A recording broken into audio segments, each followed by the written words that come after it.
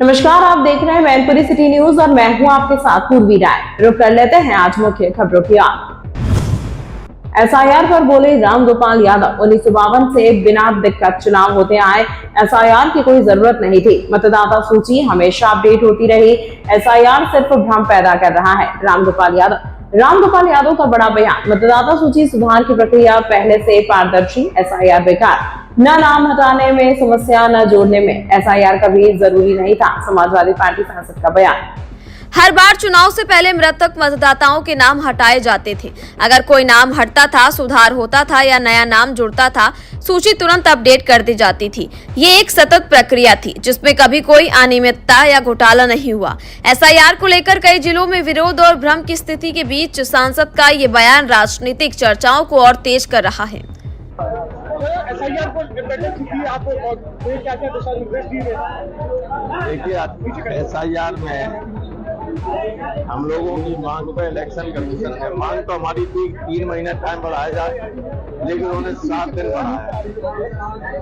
कार्यकर्ता लगे हुए हैं, बीएलओ लगे हुए हैं।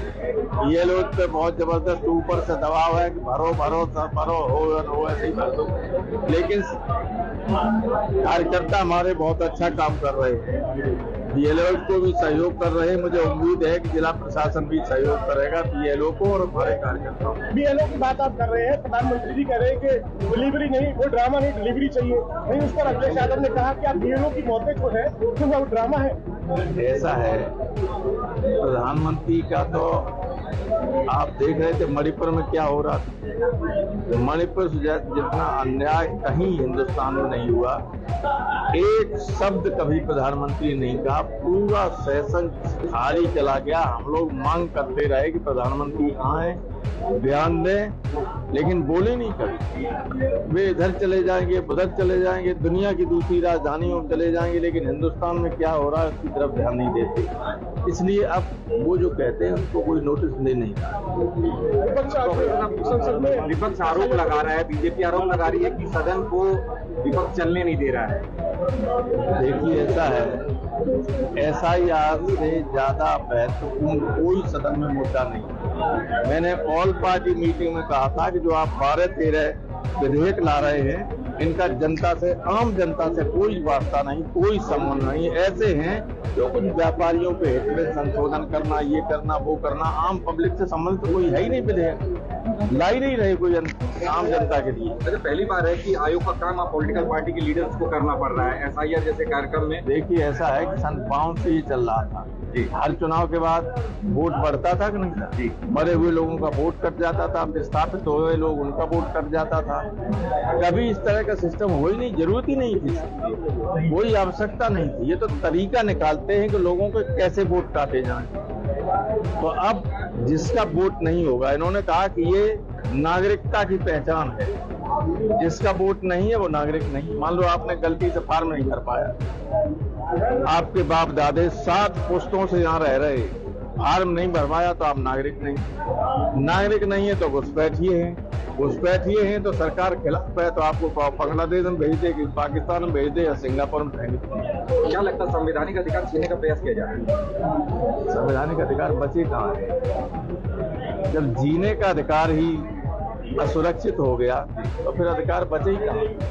आप कह रहे थे कि इसमें अधिकारी अपनी मनमानी कर रहे हैं बीजेपी के हिसाब से, कुछ साक्ष्यों के साथ प्रेस के सामने नहीं, कुछ अधिकारी कर रहे, सब नहीं कर रहे। अब भी अच्छे लोग हैं।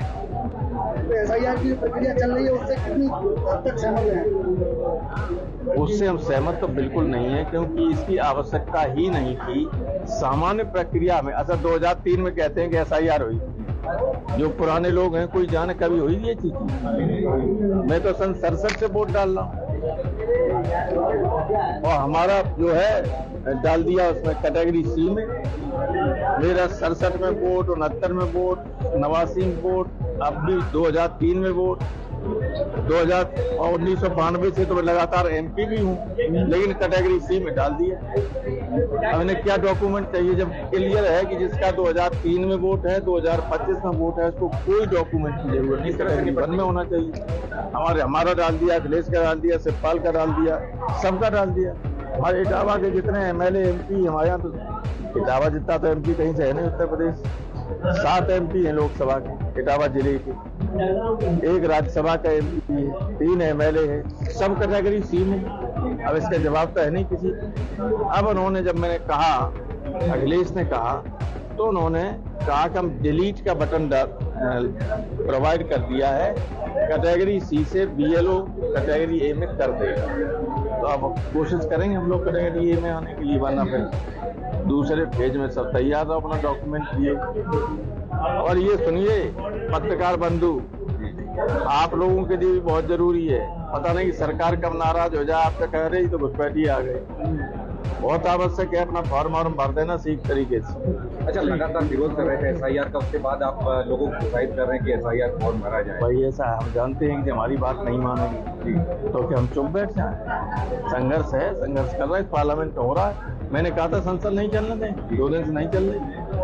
एक आखिरी सवाल प्रोफेसर, रेणुका चौधरी कांग्रेस की नेता है जो अपने कुत्ते को लेकर पार्लियामेंट गई थी, जिसके बाद उन्होंने ये कहा कि असली काटने वाले तो पार्लियामेंट में ही बैठे। देखिए ऐसा है, पार्लियामेंट को मजाक का के रूप नहीं लेते। मैंने कहा जो रेणुका जी हमारे पड़ोस में ही रहती है, ये गलत काम था। Nobody can agree with, nobody can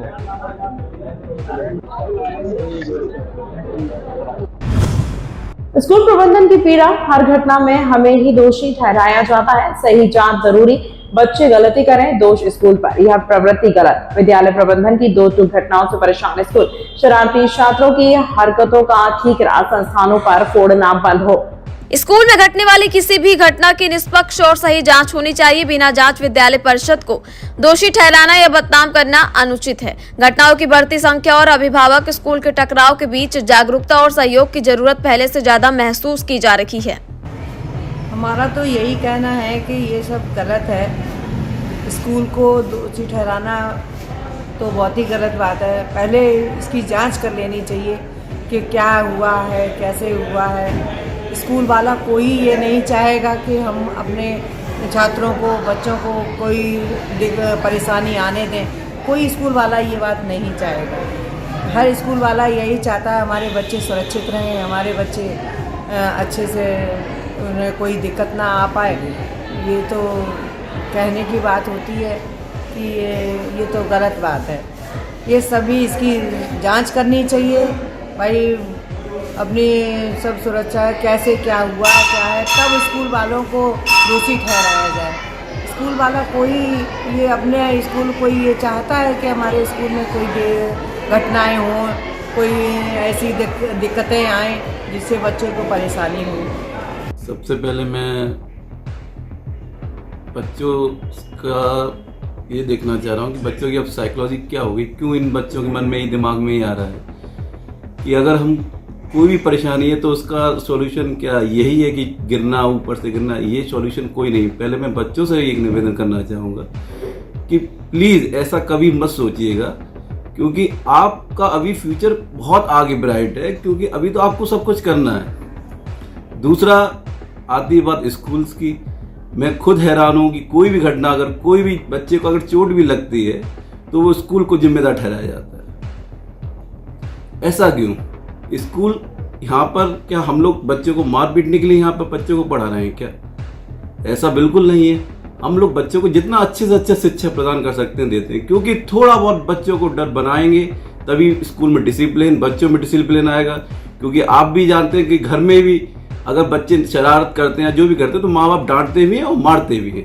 वही काम सेम हमारे टीचर्स भी करते हैं कि बच्चा अगर कुछ वर्क नहीं करता है या कुछ दिक्कत आती है, उसको थोड़ा समझाने के लिए हल्का डांटना भी पड़ता है, थोड़ा सा मारना भी पड़ता है।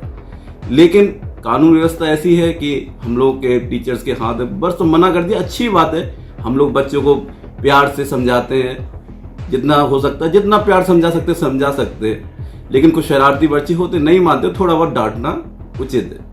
लेकिन इसका मतलब ये नहीं है कि उन डांट का मतलब ये नहीं है कि हम बच्चे को कुछ गलत कर रहे हैं। उसके भविष्य के लिए हम लोग उसको डांट अगर लगा रहे हैं तो उसमें कोई गलत नहीं।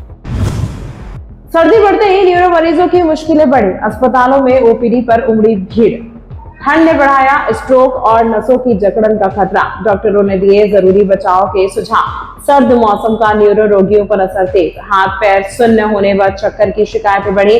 ओपीडी में न्यूरो मरीजों की बात, डॉक्टर बोले सर्दियों में बीपी, शुगर और स्ट्रोक का खतरा अधिक। डॉक्टरों के अनुसार ठंड शरीर की नसों को सिकोड़ देती है, इससे रक्तचाप और नसों पर दबाव बढ़ जाता है। यही कारण है कि सर्दियों में न्यूरो रोगियों में गंभीर लक्षण तेजी से उभरते हैं। डॉक्टरों ने दिए अहम सुझाव। न्यूरो विशेषज्ञों ने मरीजों और आम लोगों को सर्दियों में विशेष सतर्क रहने की सलाह दी। उनके अनुसार सुबह शाम तेज ठंड में बाहर निकलने से बचे। सिर, कान, हाथ और पैरों को हमेशा गर्म कपड़ों से ढककर रखें। दिन भर पर्याप्त पानी पिए ताकि शरीर में डिहाइड्रेशन ना हो। बीपी और शुगर स्तर की नियमित जांच कराते रहें। डॉक्टरों ने चेताया कि सर्दी के मौसम में स्ट्रोक और हाई बीपी के मामले अधिक बढ़ते हैं, इसलिए बुजुर्गों, डायबिटीज व हाई बीपी से पीड़ित तथा पहले से न्यूरो संबंधित बीमारी से जूझ रहे मरीजों को विशेष सावधानी बरतनी चाहिए। स्वास्थ्य विशेषज्ञों का कहना है कि समय पर जांच और सावधानी ही गंभीर स्थिति से बचाव का सबसे बेहतर तरीका है। सर्दी के मौसम में अपने सभी मरीजों को और जो बुजुर्ग लोग हैं, जो बीपी, शुगर के और हार्ट के मरीज हैं, इनको यही राय देना चाहूँगा, बहुत सावधानी की ज़रूरत है इस वक्त, है ना। जब भी बाहर निकलें पूरी तरह से प्रॉपर कपड़े पहन के निकलें, है ना। गर्म पानी का सेवन करें बीच में और अपनी रेगुलर जांच जरूर कराएं। बीपी की, शुगर की रेगुलर जांचें बहुत ज़रूरी हैं, है ना। और जो हार्ट के मरीज हैं वो खास तौर से जिनके स्टेंट पड़े हुए हैं, है ना, ऐसे मरीजों को अपनी रेगुलर जो है लीवर की जांचें हैं, है ना, खून रोकने की क्षमता की जांच है, ये सारी रेगुलर बेसिस पे तुरंत कराते रहें। सर देखा जाता है कि सर्दियों में नस से ज़्यादा ब्लॉकेज हो जाती है, तो उसके लिए सर क्या करना चाहिए? घरेलू उपाय थोड़ा। घरेलू उपाय में जो है गर्म पानी का सेवन तो है ही, साथ में मालिश भी करनी चाहिए। जो ऐसे लोग हैं जिनकी नसें फूल जाती हैं, ब्लॉक हो जाती हैं, खास तौर से पैरों की, उनको एक तो रेगुलर मालिश करनी चाहिए। स्टॉकिंग्स आती हैं, गर्म स्टॉकिंग्स आती हैं, वो पहननी चाहिए। बहुत देर तक खड़े होकर काम नहीं करना चाहिए, खास तौर से जिनका वजन ज़्यादा है, जो महिलाएं हैं घर का काम करती हैं किचन में, बहुत खड़े होकर जो काम करती हैं, तो रेगुलर बेसिस पर उनको बैठना चाहिए। रात को सोते वक्त पैरों के नीचे तकिया रख सकते हैं, है ना। ये कुछ घरेलू उपाय हैं। और ज़्यादा अगर नसें फूली तो तुरंत डॉक्टर से संपर्क करें। एसआईआर विवाद पर बीजेपी का पलटवार, यह चुनाव आयोग की प्रक्रिया, विपक्ष बेवजह आरोप लगा रहा। हमें एसआईआर प्रक्रिया से पूरी तरह संतुष्ट, बीजेपी नेताओं ने एसपी के आरोपों को बताया बेबुनियाद। बीजेपी का बयान, विपक्ष के पास मुद्दों की कमी इसीलिए उठा रहे हैं एसआईआर का अनावश्यक विवाद। एसआईआर पर राजनीति तेज, बीजेपी बोली हमारी ओर से कोई गड़बड़ी नहीं, एसपी सिर्फ भ्रम फैलाने में जुटी। हमारी ओर से ऐसा कोई भी काम नहीं किया जा रहा है, ये पूरी तरह चुनाव आयोग की प्रक्रिया है। चुनाव आयोग खुद निगरानी कर रहा है, इसमें किसी पार्टी की कोई भूमिका नहीं है। हम एसआईआर की प्रक्रिया को लेकर पूरी तरह संतुष्ट हैं। इसके साथ ही भाजपा नेताओं ने विपक्ष पर निशाना साधते हुए कहा, विपक्ष के पास अब कोई मुद्दा नहीं बचा है, इसलिए वे हर बात पर बेवजह विवाद खड़ा कर रही हैं।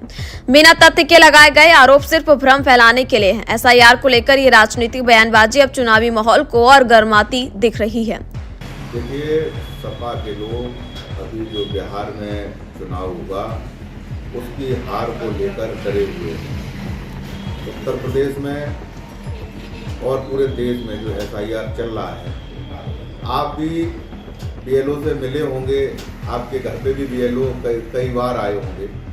ऐसा नहीं हो रहा है कि ज़बरदस्ती किसी का वोट कटवाया जा रहा है। बीएलओ घर घर जाकर एक एक व्यक्ति की जानकारी हासिल करते उनका फार्म भरवा रहे हैं। और अभी सरकार चुनाव आयोग ने इसको 11 तारीख तक के लिए बढ़ाया है। जो भी लोग वंचित रह गए वो अपना फार्म भर लें। उसके बाद भी अगर कोई वंचित रह जाता है तो उसके लिए भी नोटिस आएगा और आपको अपनी आपत्ति दर्ज कराने का मौका मिलेगा।